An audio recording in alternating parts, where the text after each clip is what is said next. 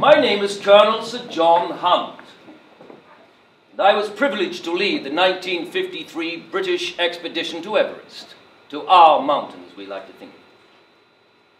Now, firstly, I'd like to thank the chairman of the Otago University Climbing Club, John Corley, for inviting me to speak. I know your club members have a long history of climbing in the Southern Alps and were fervent supporters of our expedition. Thanks, John. I'd also like to thank your club secretary, Fiona Deans, for organising my very nice accommodation and driving me around your beautiful city earlier today. Thanks, Fiona. Now, many of you know that we successfully climbed Mount Everest in 1953. Climbed, mind you, not conquered. Nobody conquers a mountain.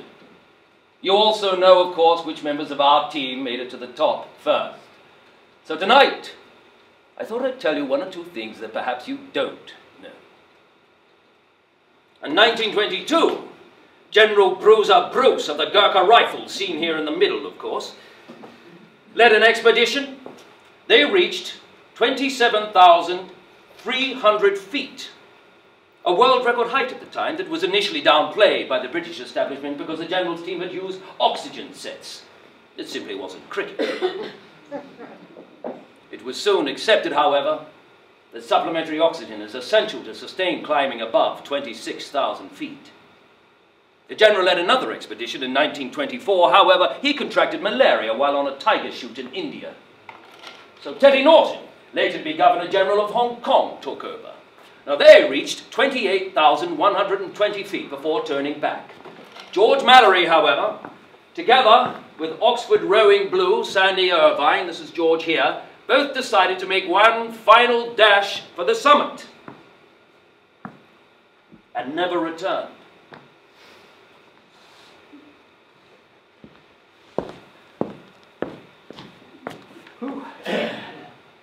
George, how are you?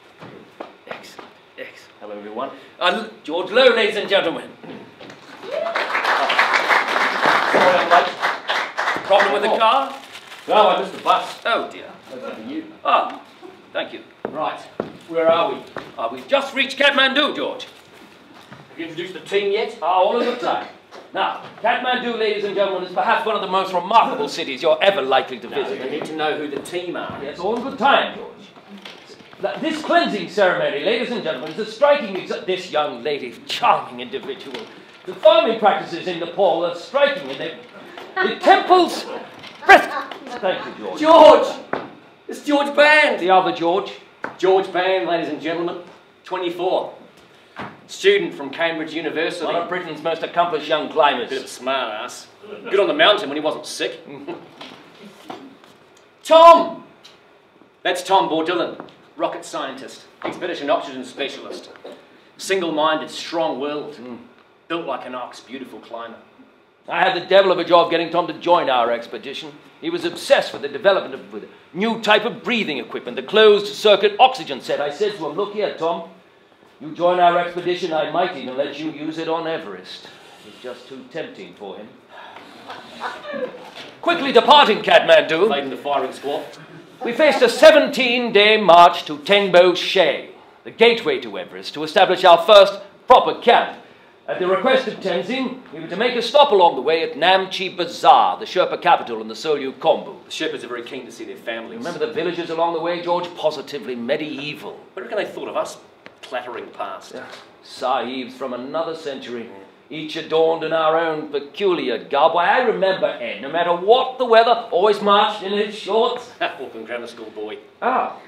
What about Griffith Pugh marching in his pyjamas? Yeah, Griff. Well, that man did his best to make our lives difficult. Oh, that's unfair, George.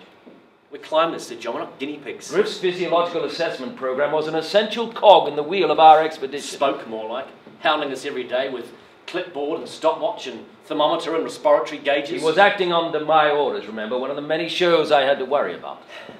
You kept yourself to yourself on that trek. Well, keeping an eye on supplies, watching the weather, keeping peace between the Sherpas and coolies, never an easy matter, as you well know. Never mind the expectations of an empire, it did require a good deal of management. From May 1st, we've been receiving weather forecasts from the Indian Meteorological Service, broadcast on All India Radio and the BBC. Weather was turning to custard. Soon, monsoonal snow would obliterate every feature on the summit of Everest. The Lhotse face had to be climbed. And quickly, too. Now, the previous year, the Swiss had stuffed this bit up rather well. They'd chosen the wrong route. They used up valuable time, exhausted their men.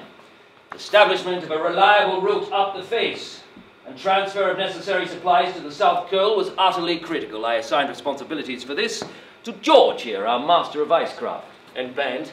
The other George. I estimated they would take 3 days. No oxygen to be used, couldn't be spared. Ice steps to be cut, fixed rope lines to be installed, and a camp to be established at South Curl. If they failed, ladies and gentlemen, we failed. Simple as that. So no pressure then? The summer assault was on. The South Curl is a shithouse piece of real estate, ladies and gentlemen. 400 square yards of blue ice, studded with rocks and grey boulders. Constant sub-zero temperatures, gale force winds. On one side, you've got a sheared fall down the Kangshang face into Tibet. On the other side, you've got a slightly shorter, but equally fatal fall down the Lhotse face. At 26,000 feet, the South Curl is at the beginning of the death zone. Up here, you suffer hypoxia, oxygen starvation. Your brain starts to shut down. At 4 p.m. on the 24th of May, Tom Bodil, Charles Evans and myself made it to a deserted South Curl. I hadn't expected conditions to be this bad. With the sun setting, the chill began to overwhelm us. The wind was so powerful we couldn't attach the guy ropes of our tents. Activity at this height is a new experience. Move, stop, move, stop, move, stop. My oxygen ran out. I fell over. Charles took off his oxygen mask, thinking it might make pitching the tents easier. He was wrong. He tottered about like a drunk. He fell over. Tom Bodillan's oxygen ran out. He fell over. It was chaos. Finally, our support Sherpas made it onto the South Curl. The larger one, Balu, named after Kipling's famous pair, fell onto one of our tents. An unexpected upside, he anchored one of the corners.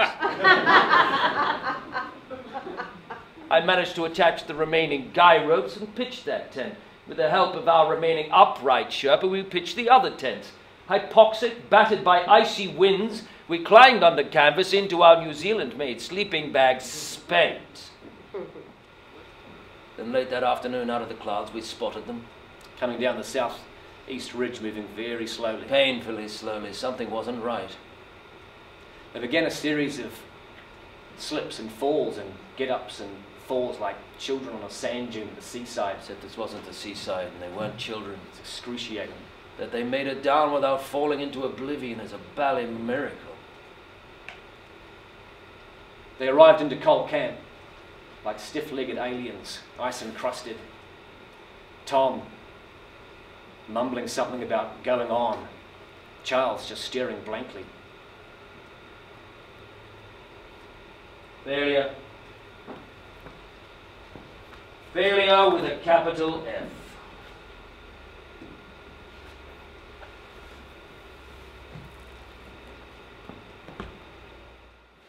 Next day the weather was atrocious. Charles was still suffering. Ed thought Tom might be dying. But sick as they were, I could not have them using up our precious supplies, breathing our dwindling oxygen. I summoned George to my tent. Pack your kit, old man. You're going to escort the men down. You're not thinking straight, Sir John. You take them down. Ed intends they need the fittest possible support right now to get them to Ridge Camp, and that's me. You are dismissed, George.